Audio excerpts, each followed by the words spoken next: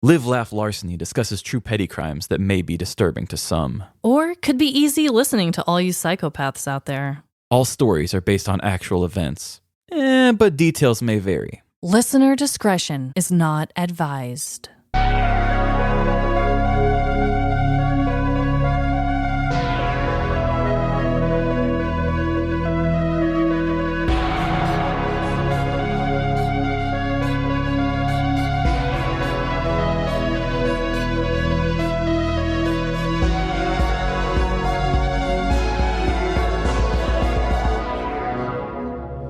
Live, Laugh. Larceny. Welcome to Live, Laugh, Larceny. Hosts so polite, we rewind Blu-rays before returning them to Redbox. This is Trevin. And I'm Amanda. Did you just date us by talking about having to rewind? I totally did. And red boxes? Yeah, what can I say? I actually explained that to my daughter the other day. I was like, we had to go to a store, get a movie, choose wisely because it was far away, watch it. We had to rewind the movie and take it back. I was like, girl, you have streaming. You have no idea how good you have it. And she was just like mind blown. Yeah, I actually knew rich people that bought just the rewinder. Did you ever see those? Yes, we didn't have one. They could still watch movies. They'd just be rewinding another movie.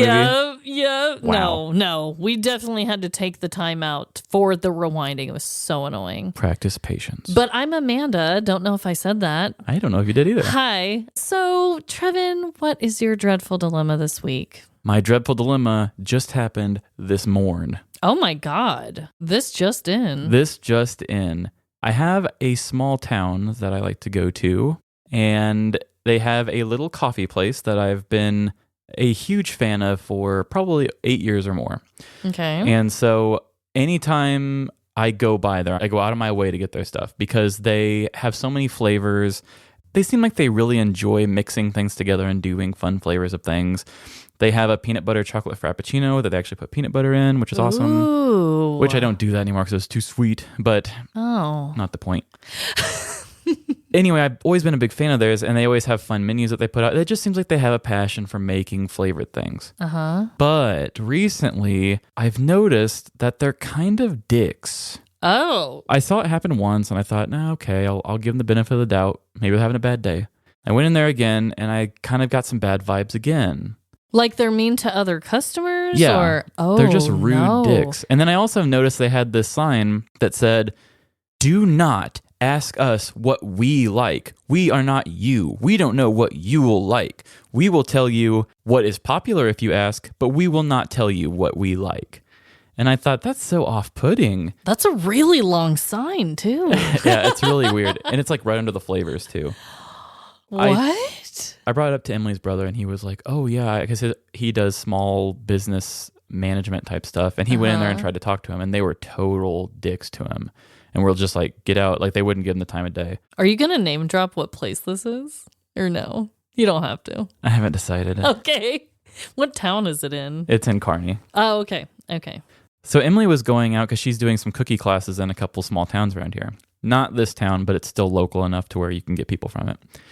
So she went around doing flyers, and she walked in today, and the second that he clocked her holding the flyer, pretended she was invisible. Did not give her any time of day. And the thing is, Emily knows it's my favorite place, so she was going to get me a coffee and then ask if they have like a local board to put up things for events. Yeah. 'Cause Emily wasn't trying to sell anything. She just wanted to put up a flyer that says, local event here if you want to go. Yeah. So the guy ignores her. She's at the front of the line, getting ready to make her coffee order and then ask about the flyers. He stretches his body all the way around her to get the attention of whoever's behind her and is like, oh, you? What's your order? What do you want to get? All the way around her. Oh my God. Were you there? No, I wasn't there, but she told me was about by it. herself? And so she just said, hey, I guess, do you have a place for flyers? And he's like, no, we don't. And then just back to helping who was behind her. Oh my God. How mean. So then she left. I was so disappointed because my favorite coffee place that I swear by, I'm now finding out is a place I don't want to support. Yeah. So this town has a Facebook group, and I hate it. I absolutely hate it. It's a bunch of Karen people who just, like, they just recently got was it a Papa John's? I think they just recently got a Papa John's. Mm-hmm. First day it opens, these white people bombard it with orders, and they're like, they seem overwhelmed. They can't help us. I hate Papa John's. It needs to leave my town. And all people are like, yeah, pitchforks and burn them down. I hate it. And it's like, you guys, it's the first day they opened, and you all want to talk shit on it. Yeah, but you're also ordering it. Yes. Makes a lot of sense. It is the weirdest culty little town small group. Town mentality. Oh, it's awful. And yeah. Facebook has only made it worse. Ugh, small town mentality plus Facebook. Oh, God. And I will bring it up to Emily all the time, be like, hey, look what this group's doing now. Like, look what they're tearing up now. And it's always so divisive. It's like half the people being like, well, you should care. And other people are like, you're stupid crybaby, deal with it. So I was like, you know what? I'm going to be a Karen. I said, I'm going to join. I've already been a part of the group just to watch, but I said, I'm going to put some content. You're like, let me get my pitchfork out. I gave a very long, which I'm very wordy. Mm-hmm. I gave a very long post and I said, hey, I love this place, but over the last few times, this is kind of a third strike thing. I'm honestly just more disappointed than anything. I'm heartbroken. This place sucks. Yeah. And I won't give them my money or my time anymore, even though I love their product. Yeah. And I explained the situation, and I said, like, I want to reiterate, I'm not mad they didn't put the flyer up. Yeah. I'm mad at the way they handled it, and, like, I just wanted to have a coffee from there. I know, yeah. First, I got this old white guy who put a gif of SpongeBob crying, trying to show that I'm a crybaby. Which I was expecting to get nothing but that. But surprisingly, all the people were just like, oh, secret's out. These people are a bunch of assholes. And everybody was on my team. And really? Just being like, yeah, they're like, there's another coffee place in town and a Starbucks is on the way. And they're like, can't wait till Starbucks runs these people out. All these people were just like hating. There was this guy, which in any other world, I think this dude, or maybe I'm just judging a book by its cover. Yeah. But any other world, I think this dude would have like shut me down. But his profile was him holding two big pistols, just a white guy with these big guns. Yeah. He even commented and said, the person who originally posted this was being very respectful, not being mean. And I think that there's a lot of good thoughts behind this, and then maybe this place shouldn't have people's money. And I was like, what? He's like, let me speak some truth. Truth. Yeah. Like that guy was not at all what I thought he was going to say. Wow. So look at you.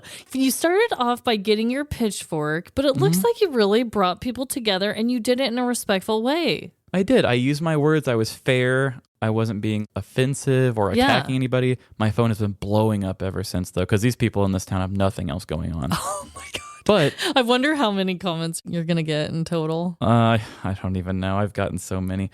I'm up to 28 original comments, and I was up to like 70 reactions too just a minute ago. Damn. Either way, I had to become what I don't like. Mm-hmm. I had to be one of those people that says, this business made me upset. Mm-hmm. But the truth is, you really should be a lot nicer. And all these people came in and said very similar things. One person came in and said, they came in to get coffee, chill at the table, and they said, oh, what's your Wi-Fi password? And they said, I'm not your office. Get out. Whoa. They are very just rude people. Damn. And is it like a family run business, do you know? It's a husband and a wife. Ooh.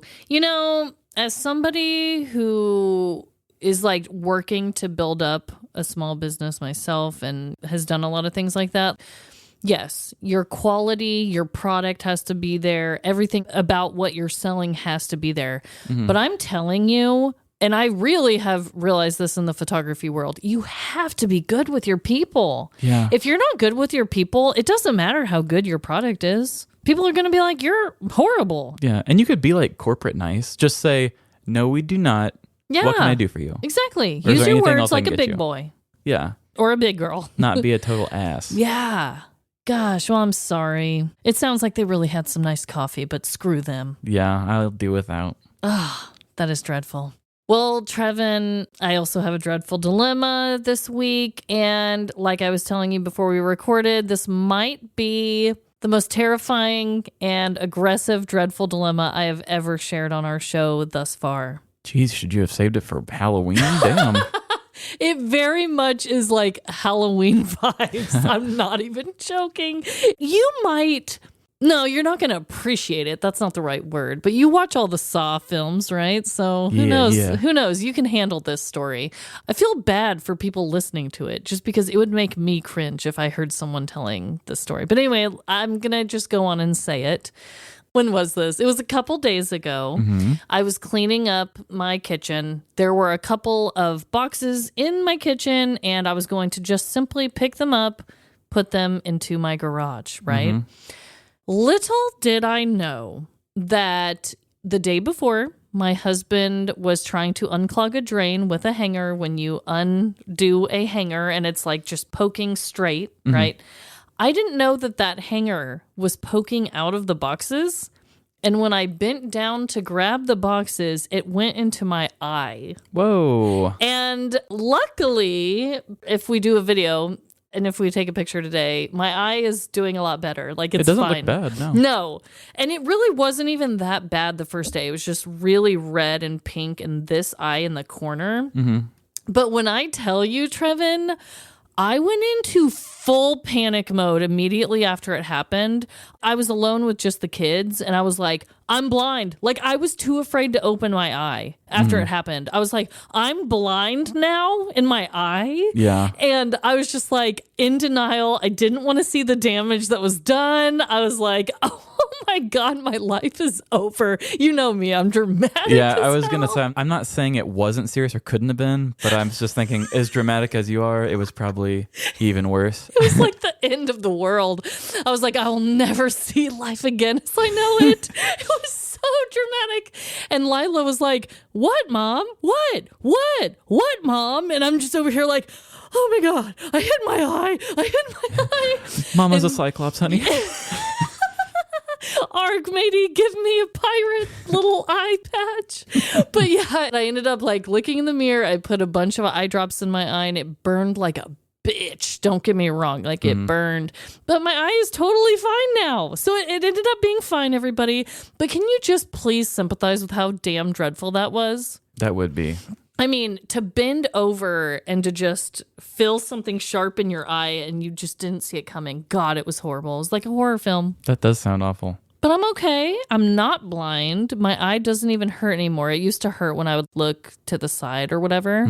It's not pink anymore. Doesn't hurt. I don't know how or why. I must have just barely nicked it.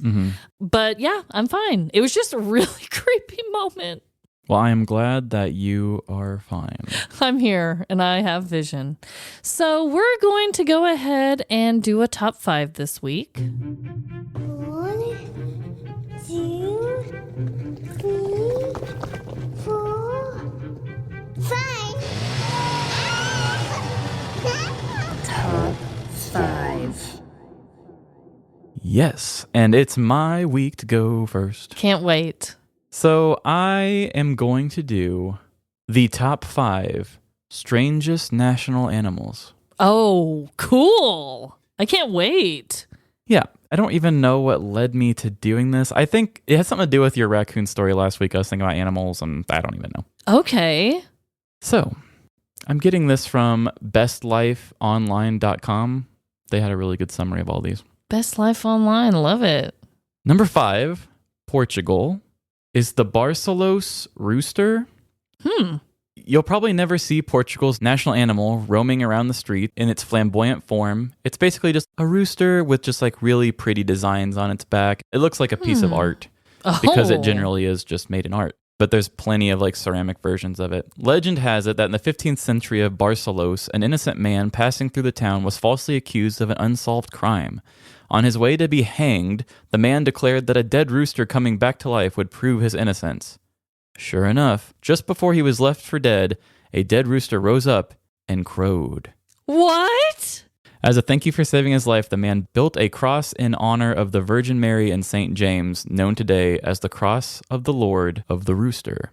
So then he ended up being the national animal. Wow. So did they not hang him then? I guess not, because not. he built something afterwards. Mauritius? I don't know. Theirs is the dodo bird. Oh. It says choosing an extinct flightless bird as a symbol of your country is a strange move, but Mauritius's relationship with the dodo goes way back. The bird first settled on the island over 4 million years ago and forgot how to fly when they had no predators. Oh, yeah, okay. In the 1500s, the dodo's luck ran out as the humans began to eat them and introduced predatory animals to the island. Within a few centuries, the species was no longer. As tribute, the island made the dodo bird their national animal. Aw, that's a sweet one. Yeah, they're cute and they're just dumb-looking birds. Dumb little non-flying birds. Wales is the Welsh dragon. All right. The national animal is the red dragon of the Welsh dragon. It's on their flag and everything. Wales traces the beast's origin back to the Arthurian legend when Merlin envisioned a fight between a red dragon, the Welsh, and a white dragon, the Saxons. I love Merlin. Yeah, they just kind of stuck with it after that. Okay. I was going to say, I thought they would have to be real animals. You would think. Okay. Number 2, North Korea, is the Kollima. It's Chollima. Okay. That kind of sounded like colon at first. I was like, It is another mythical creature, commonly found in Chinese classics. The horse's name translates to 1,000-mile horse, referring to its ability to gallop 1,000 li, Li, which is 311 miles in a day. When Impressive. When North Korea and South Korea came to a ceasefire in 1950s, President Kim Il-sung barked at people to rebuild at the speed of Kollima. That's what made that the national animal. Okay. And for number 1, Scotland. Their national animal is the unicorn. No, it isn't. Really? Oh, I love that. Back in the 1300s, when Scotland was choosing its national animal, people believed the beautiful beast to actually be real. According to folklore, the unicorn had the power to defeat the much bigger elephant.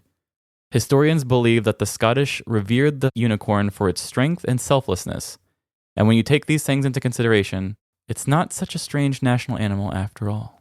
Oh, God. I love unicorns. That is so interesting, though, because I always wondered with creatures like dragons and unicorns. I'm like, I know that in modern times now, we're told obviously they're not real. Right. But people apparently believed that they were at one point. So, like, how do we know they're not real? Mm-hmm. Let's get some conspiracies going. I really want unicorns to be real. I'm sure there's plenty of cryptid podcasts that have something to say that they are real. Yeah. I love that, though. That was a fascinating one. Yeah, it was fun, interesting, quirky, and weird. That's what we're all about, aren't we? Mm-hmm. I thought not too long ago we had the head on a pike and just so many different things that, like, let's have some creatures that are I'm loved. glad because mine is really disturbing. Well, great. Bring us back to Earth. You know, I'm like, I almost poked my eye out and now I'm about to hit you with the nasties. Hit me with the nasties. Okay, so I'm sure that you used to watch Fear Factor back in the day. Actually, not as much as you'd probably think. Really? Really? Really? Just when it was kind of on and I was in between things, or it was on in a room I was in. Okay, that shocks me just because you like sports, there's like athletic challenges, and you like horror films, and they would do all the spooky, gross challenges. Mm-hmm. Huh, okay. Well, for some reason, because my family really isn't into that kind of thing, but we all watched Fear Factor like all the time growing up. I remember it was like a thing. The only part of the show that I never wanted to watch was during the second event of every episode. And most of the time, it was a nasty thing you had to eat. And that I just really couldn't handle it. Sometimes they would do creepy things that you didn't have to eat, like you had to lay in a coffin filled with like a disturbing creature or something like that. Mm-hmm. But anyway, today I am going to be sharing a list made by ranker.com. I believe we've used this website before. Mm-hmm. And I'm going to talk about what they have labeled the 5 most nastiest challenges on Fear Factor. Oh, okay. And they're all things that people had to eat. So if you're like so not about this life, that's fine. You can fast forward me. I wasn't about it either, but I'm going to try and make it a little more lighthearted, hopefully. Okay, so we'll start with number 5. And that is drinking cow eye juice Ooh. Which, who the hell even thinks about something like that? I don't know. But apparently, this was done in season 4. The contestants had to use their mouths to retrieve cow eyeballs from a jar, then had to squeeze the eyeballs with their teeth into a glass and drink the juice. Is this what made you come up with this? Because of your eyes? No, Okay. not at all. Not at all. I just wanted to do something with a fear factor. Number 4, eating a horse's rectum. This happened in season 3, and I'm not going to get really into this one because this one really grosses me out. Did the horse like it? It was definitely not attached. Oh, my bad. But it does say that one of the successful participants that did finish this challenge noted that it tasted like chicken. Cliche. So cliche. Get a new phrase, okay? Number 3, and a lot of these I don't like because leave my precious cow babies alone, you know? Yeah. Number 3 is chewing cow intestines. Yeah. That was another season 4, which I don't even know how many seasons they had, but a lot of these seem like they were happening around the same time. So I'm not really going to get into that one. We have 2 more here. Okay. Number 2, drinking donkey semen and urine. Now, this one, apparently, as you can imagine, was so gross. And then the episode title was called Hee Haw, Hee Haw. It never made it to air. So NBC scrapped it because they were like, come on, guys. Are you kidding me? This is too far. Understandably. What are you doing with our money? Right. But can you imagine, though, Trevin, being a contestant and doing this and then not even having it air? Yeah, that would suck. I'd be like, I at least need some clout for this. Yeah. Well, it'll probably ruin your dating life, but yeah. That's true. That is so true. And then the number 1 nastiest Fear Factor challenge, which I never saw this. I actually don't think I saw most of these because I was not into this part of the show, was eating a bowl of blended rat. Ew. This happened on season 5, and the reason that I wanted to even talk about this, because guys, this is so not up my alley. I'm not a nasty person, right? Yeah, it's weird that you're the one doing this. I know, but this part actually really did fascinate me. So, the stunt was so gross, a viewer of the show ended up suing the show for $2.5 million, claiming it made him and someone else in his home physically ill. The lawsuit was eventually dismissed, but the memories and the film of that show live on forever. Wow. Yeah, that's gross as hell. That's so gross. And it doesn't say on here if they showed that, but it doesn't even matter if they showed it blended or... But yeah, whoa. That is the grossest. I'll give it that. I will give it that too. I remember there was a point where my parents were like, yeah, some of these challenges are just so unnecessary.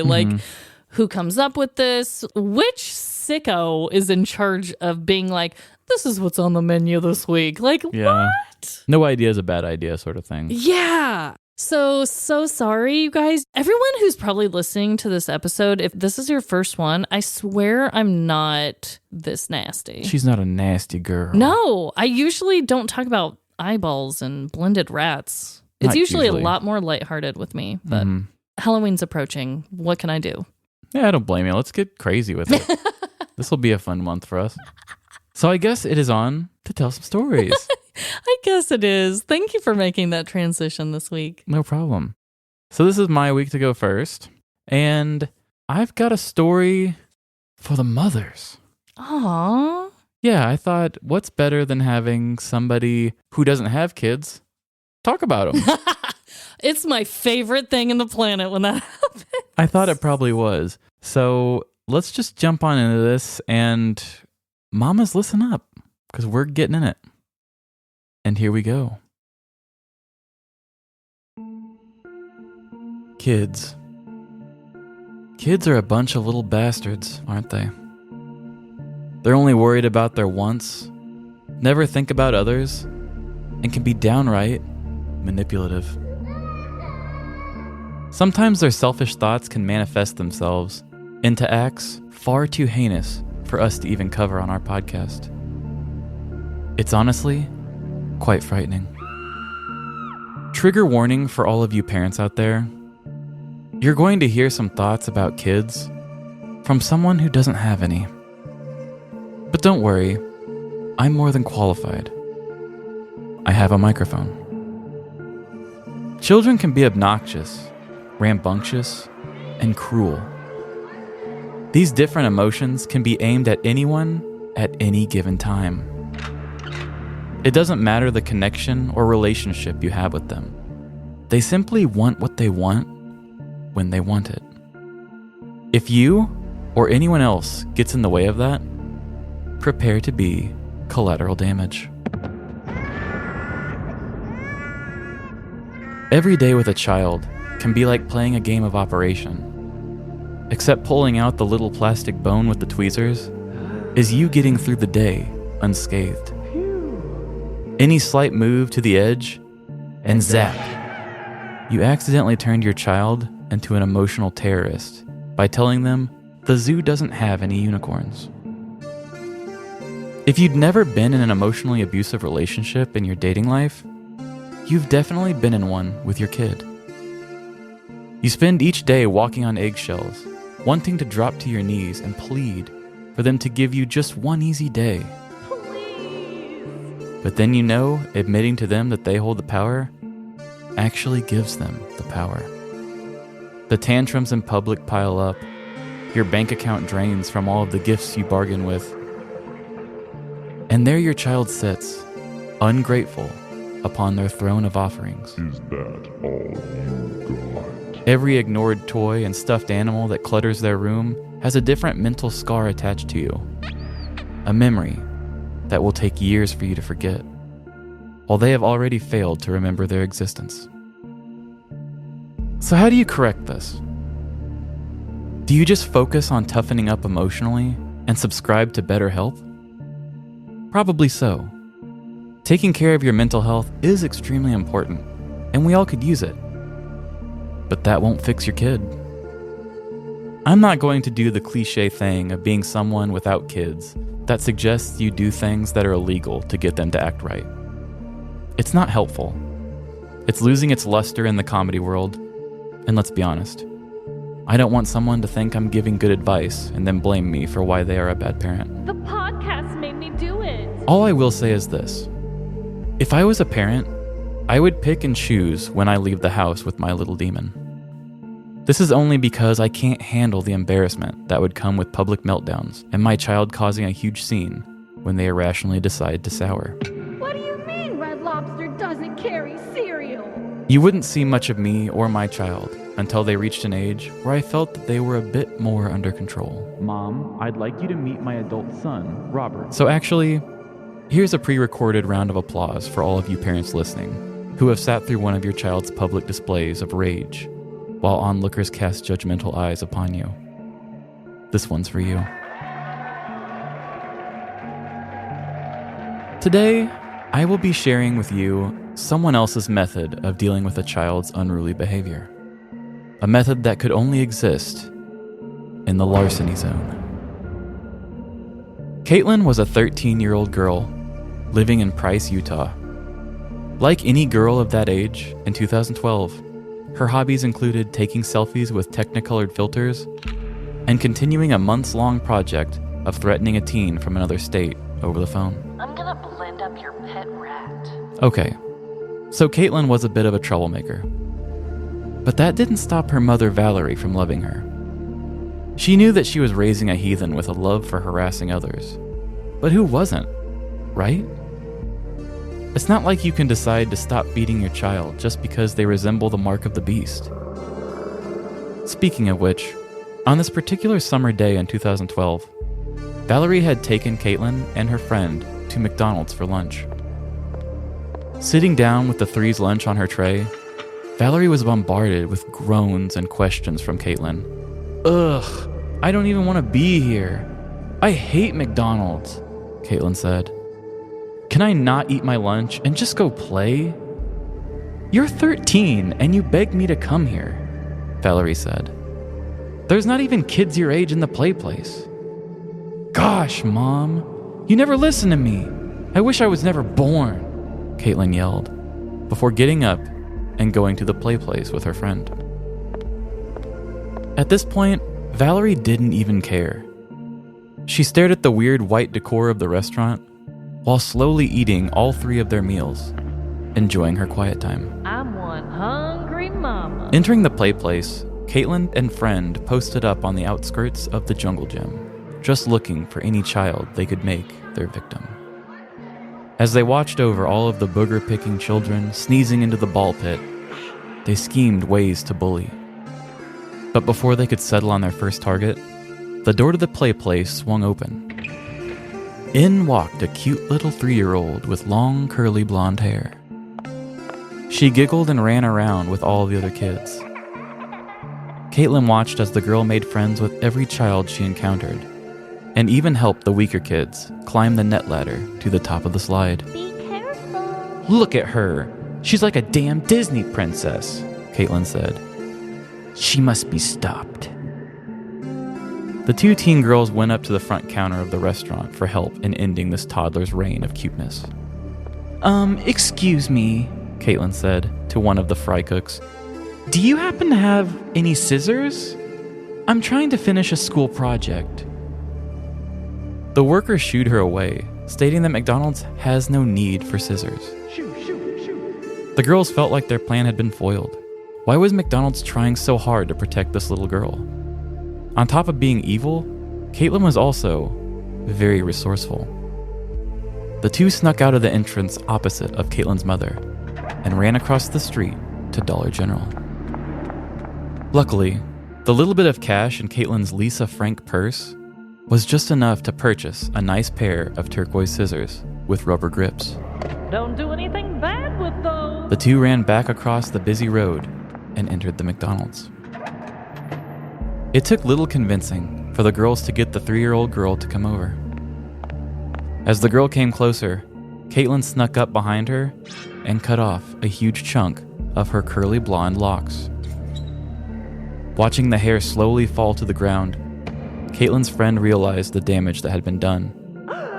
It was like the world stopped turning. At that moment, McDonald's innocence had been lost forever. The little girl ran to her mother crying, as the mother too joined her in the cry fest.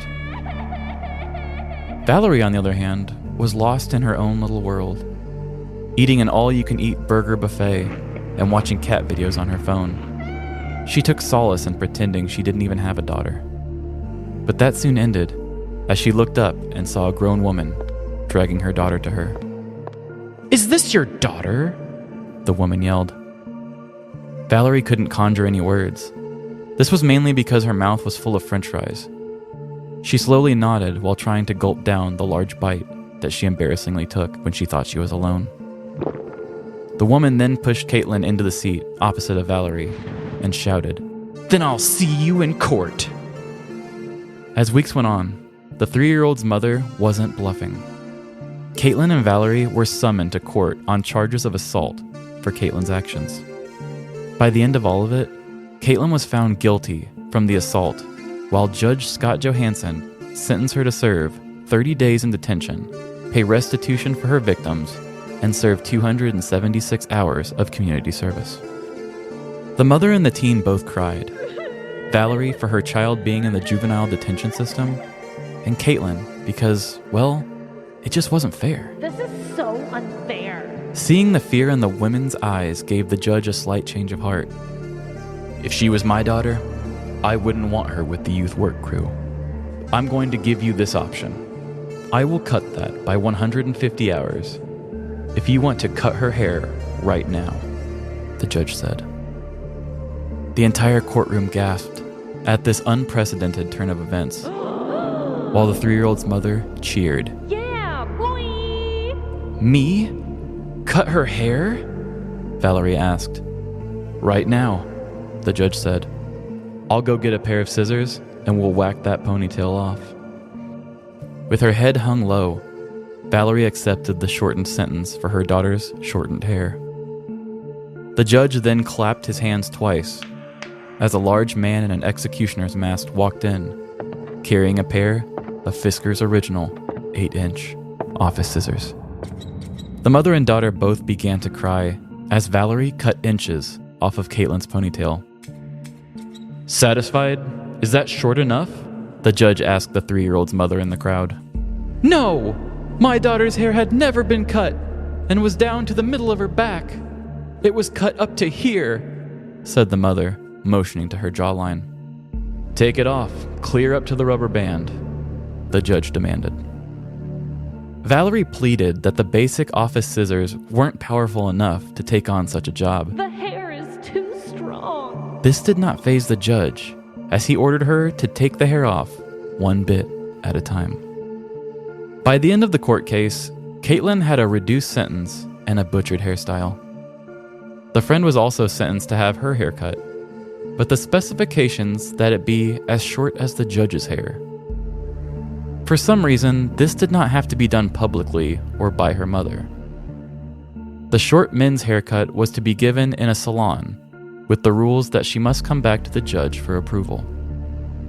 In the end, all 3 girls came out of the situation with bad haircuts and hurt feelings. Valerie had attempted to file a complaint towards the judge for his disciplinary actions. As this happened in 2012, I could not find any articles that showed that Valerie ever filed the complaint or that it ever got anywhere. The information found on cbc.ca news says, "Under state law, judges are given discretion in coming up with sanctions for youth that will change their behavior in a positive way." I imagine this played a big part in why Scott Johansson did not see this issue fully play out. So what do you think? Does an eye for an eye truly make the world go blind? Should these children have had their hair cut as well? At least hair does grow back. In my opinion, the kid probably needed whatever was going to affect her the worst. This was a very premeditated haircutting, with her going as far as to run across the street and spend her own money just to cut a kid she didn't even know's hair.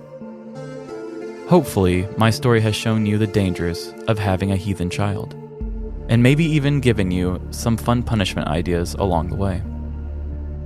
Children are our future, so let's give them some memories of us that they literally can never forget. Or something like that. What do I know? I'm not a parent. Woo! Hoo. Yeah, you thought the crime was just going to be the haircutting. Well, the first one. Yeah. Okay. So, first of all, the crime itself shocked me. Mhm. The fact that, like you said, she took the time to spend her money, which, as like a preteen teenage girl, that's a big deal to spend like your money. Yeah. And to do it in such a cruel, planned way. Mm-hmm. Oh, the whole time you're telling this story about the McDonald's part, I'm picturing that little girl that got her haircut was my daughter. Oh, I just don't even know. Mm-hmm. I don't even know what I would have done. I really don't. Because, yes, it's hair. It grows back. There are far worse things that could be done.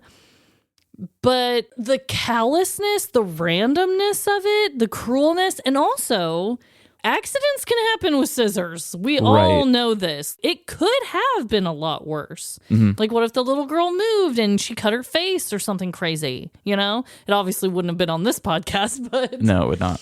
no, I would have not been okay if that was me. I would not have been okay. And then let's move on to part 2 with the judge then being like, okay, let's cut your hair. Honestly, in my opinion, I think that was awesome. Yeah, it's creative and it's surprising. And he has a point. Like, I don't know enough about the juvenile facilities or in whatever thing he was saying he didn't want her to be a part of. Was that the community service aspect of it? Yeah, she would have to do, I think, highway cleanup and stuff with the troubled kids. Yeah, and maybe he knew something deeper about that where it's not the best place for a young teenage girl to be. I don't know. I really don't know enough about it. But beyond that, I think that everyone knows that image and humiliation for a teenage girl is like the peak of what can just totally make them crumble. Yeah. It's kind of like a medieval thing, though. Like you said, like an eye for an eye or whatever. Like, Yeah. It's not that extreme, but I don't know. I haven't heard like a modern day story like this before. Yeah, it's very interesting, especially, this is what gets me. I think she deserved all of it because she's 13. The child was 3. Yeah, that's Why are you picking on a kid that's 10 years younger than you? That kid should not even register. No. Yeah, as soon as you said she was 3 and she was like, oh, what should we do to this little 3-year-old? It's like, what is wrong with you? Like, you are a whole, like, that is not a normal bully even. Mm-mm. Like, that is not a typical, I don't know. That just was like so low in my opinion. But so was it factual when you said that he asked the 3-year-old's mother if her hair was short enough? Yep. Like all of that was true. All of that was true. The only thing I made up was the executioner mask and bringing out the scissors in a very, formal way. I don't know where the scissors came from, but yeah, all of that was true. It pretty much, and they really cried and everything. I know that the mom... Okay, maybe I didn't know the crying part as much. Okay. I assumed she was, because I know the mom was fighting it. Like, are you serious? Yeah. And then for the mom to be like, I want to get back at this judge. And it's like, you have bigger fish to fry. Yeah. If your 13-year-old is targeting 3-year-olds, you should probably focus on that. Yeah. But then again, a lot of times when parents have kids that are clearly the problem, they're like such in denial because it reflects on them as a parent. Yeah. And they're like, it's not as bad as what it looks like. My baby's actually the victim, Yeah. And I will say too, the little things I was like joking and alluding to in the beginning where I was saying that she was harassing kids. Yeah. That was a real thing too. She had just recently gotten in trouble for a year, was like calling some girl in Minnesota and like threatening her. They said that she was threatening her with mutilation and rape. Yeah, like this girl was like really threatening this girl in a weird way. So I don't know. She used to go to her school and she moved. Surely it's not just a random person. Mm-mm. No, that is just beyond appalling and unacceptable in every way. Yeah, that's a bad kid. Like, this girl needs some serious work to be done here. I don't even know what work needs to be done, but something, because that is just not a good human being set up for success. Definitely not. Yeah. God. I think the hair thing, like you said, it grows back and kids care about their appearance and being like in a public embarrassment situation. And I thought it was beyond fair.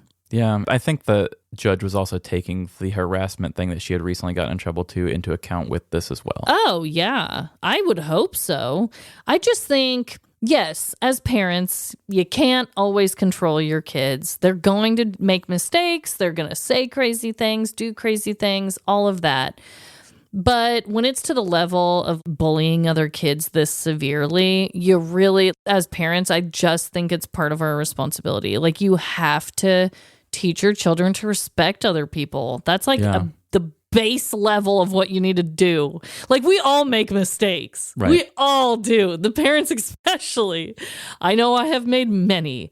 But if I ever found out that my kid was so vicious and cruel, I mean, I just don't know. It would be really, I just feel like that's the number one thing you have to try your best to never let happen. Like, basic respect and love for other humans is like number one. Yeah, empathy. Come on. Oh my God. Wow. Whew. Good for that mom. I think a lot of moms maybe wouldn't have done the court route. Yeah. I'm honestly kind of glad she did. I don't know if I could have shown that much restraint. Yeah. I think the mom handled it beautifully of the 3-year-old. I think she was like, excuse me, I am doing something about this. Because, some people would be like, it was hair, whatever. No. This kid needed to be put in her place. Yeah. Parents do that thing where they usually keep the first haircut or whatever. Yeah. The first haircut was there in McDonald's. Oh, God. That is a thing. Yeah, so she was robbed of that, too. She was robbed of that. That's so disturbing. And she's 3. Hopefully she won't have memories of it, but she could. Yeah. That's not cool, man. But you did a really good job. Thank you. it's so funny because there's definitely some connections with our stories. Oh, good. And like I was telling you in between our segments, my story's a little more, lighthearted comparatively to my dreadful dilemma and my top 5. Nasty woman. Yeah, it'll leave us with, a better taste in our mouths, I think, than Then blended rat. blended rat. Exactly. So my story this week is also from the news. Mm-hmm. It's something that I actually saw. Our podcast page follows Scam Goddess, the podcast. She actually made a post about it, and I was like, is this a joke? And I got really intrigued by the whole thing, found out a lot more about it, and wrote a story. Oh, fun. So here we go. Scammer stories have become quite the popular topic in recent years. Where victims used to hide their betrayal and shame in the past, they now blurt out their stories on every podcast or documentary they can. I thought I was buying foot pics from Beyonce. Turns out it was actually Rihanna. I'm sure it feels good to get their side of the story out, and hopefully they make some cash for exposing their lovely, trusting hearts. The scammers themselves continue to leave us appalled and mind blown, all at the same time. Within the past few years, there have been fake heiresses, fake investors, and even fake doctors exposed. Sounds like you've got a bad case of the big tummy. I'm pregnant. Are you even a real doctor? I've been exposed. While some of these grifters we love to hate, there are others we simply just hate. This is especially true for the scam artists that come for the average person. The mom and pops, the little guys. So what if I told you that I had a scam story about a fraudster that went for the even littler guy? A guy so little, he should still have parental approval to watch a PG-13 movie. I'm talking about a scammer so low and so vile that it may cause you to pee your panties. Because this crook scammed a child.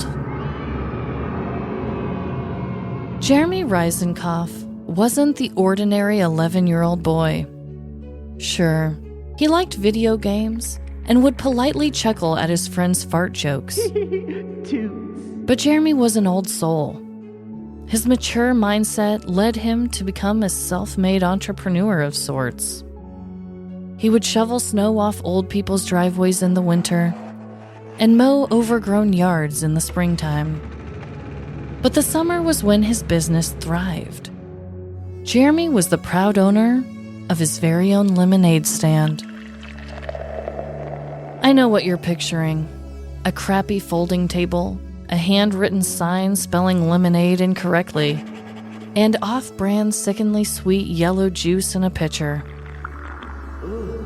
This was not the case with Jeremy's lemonade stand, however. Jeremy's beverages weren't limited to just one choice. He offered a variety of sodas, along with his fresh lemonade. He also sold perfectly crisp popcorn and would handcraft cotton candy on a stick to his impressed customers. You're gonna go far, kid. Jeremy's upscale lemonade stand was cleverly set up at a busy intersection close to his parents' home in Everett, Washington. There was always a ton of action there. Now, before you start to think of Jeremy as a power-hungry and materialistic future CEO, let me share another positive trait about him. Of course, a chunk of his profits would go to build his businesses and towards other items he liked. But he would also send a decent portion of his profits to his war-torn and ancestral home of Ukraine. This young man had a giving heart, a strong work ethic, and an entrepreneurial spirit. Who would ever want to take advantage of a special kid like Jeremy? On a warm summer day on June 15th of 2022, Jeremy set up his stand on his local busy intersection. He had a bustling morning serving his regular clients, along with some new faces.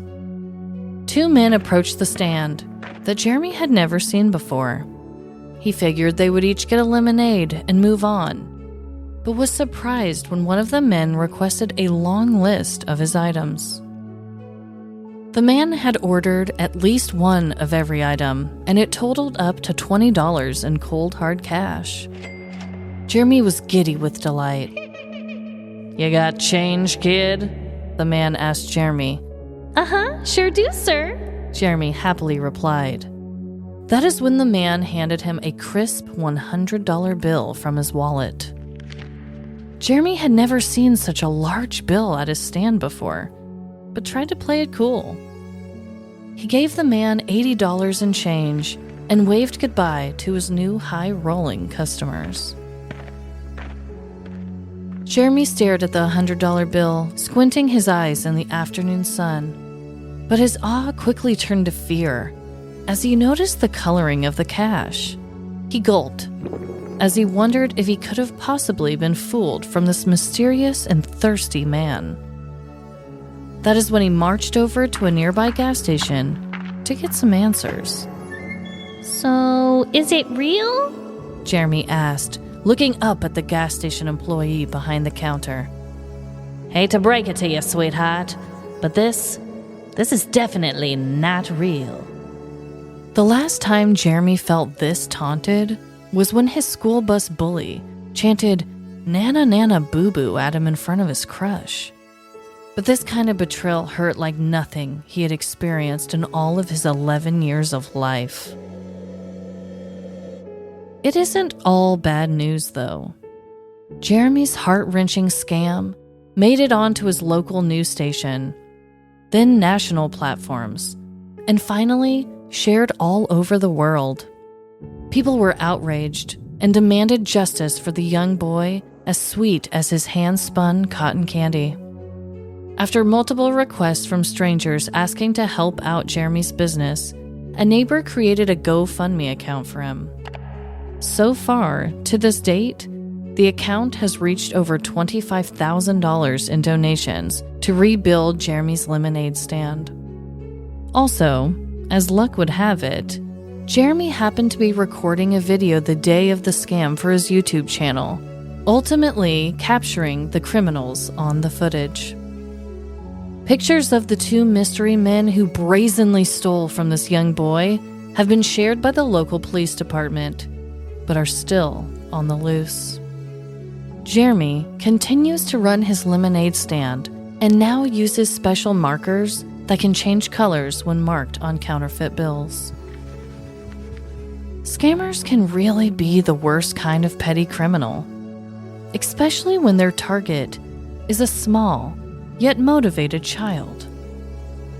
But Jeremy's story is ultimately one of inspiration and about overcoming adversity. As the saying goes, when life gives you lemons, make lemonade and sell it for profit. Gotta make that money. So we both did stories about poor little children. Yeah, child victims. I hate it. I think any other podcast, people would say that and run. I know. They'd be like, oh, child victims. Like, what? Yeah, we're like, this is the child victim episode. And people are like, I'm interested. They're like, you freaking cruel and sicko. Oh my God, my brain is just not working anymore. The amount of times I had to say one word in that story, I just can't even believe. But anyway. Adversity is a killer. Adversity. I just kept wanting to say adversary for some reason. But yes, so I saw the scam goddess herself post about this. It was just a screenshot of the news article. And I was like, what? Somebody scammed a little boy at his lemonade stand. And so I did some digging. I watched some YouTube videos. I actually looked at the actual GoFundMe account. And honestly, I feel as though he's a winner. I mean, $25,000 in donations. That is amazing. But also, like, what kind of person do you have to be to go up to a child's lemonade stand with a fake $100 bill? Yeah, that is so crazy. And also just to assume the kid has change for it. Yeah, and that was another thing. I don't know if I actually said it in my story, but he used every single last bit of the money that he had made that day to give this guy change. And it turns out that not only he lost profits by giving him $20 worth of stuff, but then he also gave him $80 on top of that. He made nothing. He just lost from this guy. Yeah, he lost product and then pretty much lost all of his money. Yep. He lost all of his money and product. And it's like, what kind of human are you? Yeah. And so you bet your sweet titties I'm going to be posting pictures of this guy caught on film on our social medias because I'm like, Hell yeah. if anybody is in that area and they know who this is, turn this guy in. That Yeah. is like, yeah, it might not seem like a big deal. Kind of like we said with your story with the haircutting. But if you're going to take advantage of a kid who's like genuinely trying to hustle, and how sweet is it that he's like, I was sending some back to Ukraine, where that's where he's from. Right. Come on, like what else are you capable of? We need to nail this guy. Yeah, that's another thing that's a connection is not just that kids are the victims, but the people who did this were just sort of, most of these people who do bad things are kind of bad or mean Yeah. or whatever, but these were just so mean and uncalled for. So uncalled for. Like, if you don't have the real money to give to this child who is out here with his cute little stand, and on the videos and the interviews of him, he really does have like a cotton candy machine, and he like has his little stick and he's like spinning it for people and making it for them. And it's like, dude, come on. If you don't have the money, keep walking. You do not deserve a soda and a cotton candy and all the things that you bought. Keep walking. Take your $100 bill elsewhere, my dude. That's a good variety, though. That's the kid really, he's going above and beyond. Yeah, yeah. And I can respect that because as a young kid myself, I was so into like the entrepreneurial mindset. Like I had lemonade stands. Mine weren't as good as his. My God.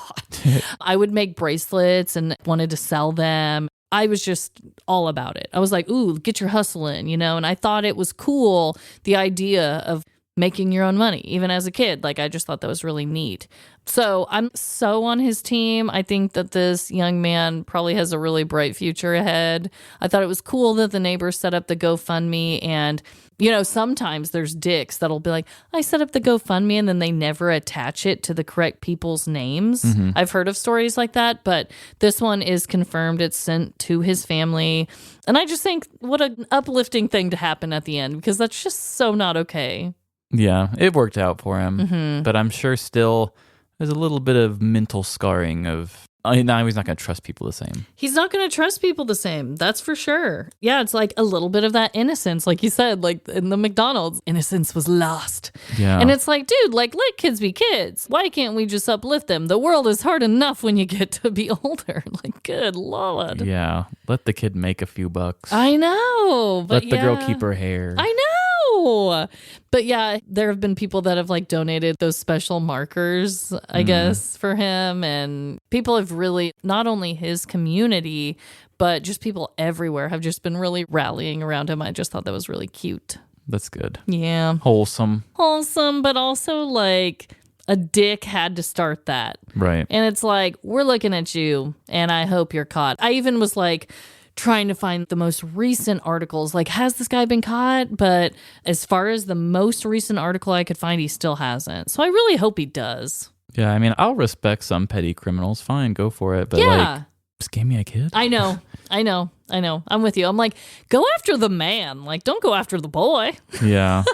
Yeah, you were right. Talking about mom and pops was like going even lower. Yeah, I was like, what if I have a story that's even littler? I'm talking much littler. Yeah, it's just crazy talk. Like, let's love our kids. Let's lift them up. I just can't say that enough. And like, let's raise our kids to not be like these people too. For real. Like, ew, bye. But anyway, what a weird episode, honestly. Very different. If this was the first episode that people heard, I feel like, yes, it's still us, but there was just a lot of edginess today. Had a lot of variety, that's for sure. There's a lot of drastic contrast between certain content. But, that's kind of a typical episode. We're kind of all over the place, just trying to give you the weirdest stuff in the world, really. Yeah, we were 2 weeks in a row of naked men stories, so at least we're away from the nudity. Yeah. That may be good or bad, I don't know. It's just children being affected now, Truman. Where have we gone? Yeah, we're really losing ourselves. Oh, man. Well, I hope that everybody is having an amazing week. And just remember, no matter the crimes, big or small, in the end, we're all doomed. Doomed and raising the kids right. Hell yeah. Bye. See ya. Thanks so much for not judging us and listening to our show. We promise we really do love children. Join the rest of the toxic small town community online and follow us on social media, Instagram, TikTok, Twitter. I don't care what you post as long as you follow us. And if you have ever poked out your own eyeball or ingested a cow's eyeball, send us your petty crime story to livelaughlarceny@gmail.com. And give us a review better than Valerie would review that judge. You can give us 5 stars on Spotify, Apple Podcasts, or Good Pods.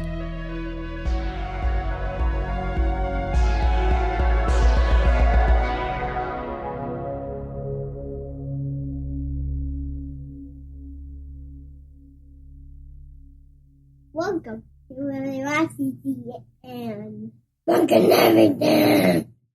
And Funkin' Every Day, Funkin' Every Day, Funkin' Every Day, and every day, Funkin' Every Day.